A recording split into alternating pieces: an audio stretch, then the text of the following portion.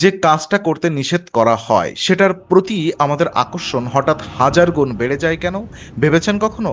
দরজায় প্রবেশ নিষেধ লেখা বোর্ড দেখলে ভিতরের রহস্য জানার এক তীব্র কৌতূহল তৈরি হয়, কিংবা কোনো কিছু ছুঁতে মানা করলে হাতটা ঠিক সেদিকেই টান দেয়। মনস্তত্ত্বের ভাষায় এই অদ্ভুত প্রবণতাকে বলা হয় সাইকোলজিক্যাল রিয়াকশন। আমাদের মস্তিষ্ক যখনই অনুভব করে যে তার স্বাধীনতায় বাধা দেওয়া হচ্ছে বা কোনো কিছু নিষিদ্ধ করা হচ্ছে, তখনই অবচেতন মন সেটাকে নিজের নিয়ন্ত্রণের ওপর আক্রমণ মনে করে।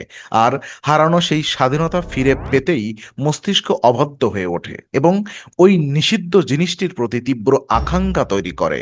অর্থাৎ আমরা সব সময় কোনো কিছুর প্রেমে পড়ি না, অনেক সময় কেবল না শব্দটার বিরুদ্ধে বিদ্রোহ করতে গিয়েও কোনো কিছুর প্রতি আকর্ষিত হই।